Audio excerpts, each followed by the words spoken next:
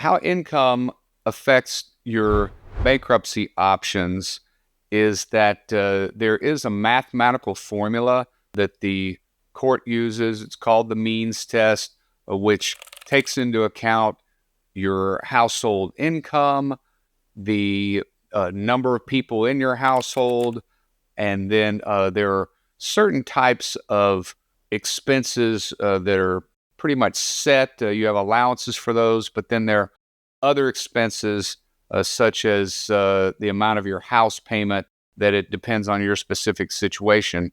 But the income is the biggest factor in that mathematical formula, and that essentially determines whether someone is eligible to file a Chapter 7 bankruptcy case, which the Chapter 7 just completely wipes out all of your unsecured debt, such as credit cards and medical bills.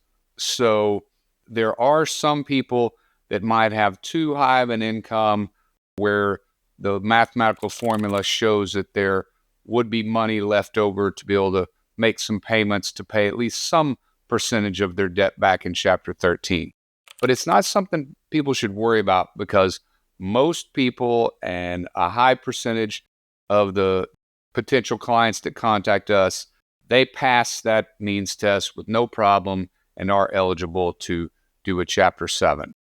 And everyone qualifies to do Chapter 13 bankruptcy, which is the payment plan, no matter how high their income is.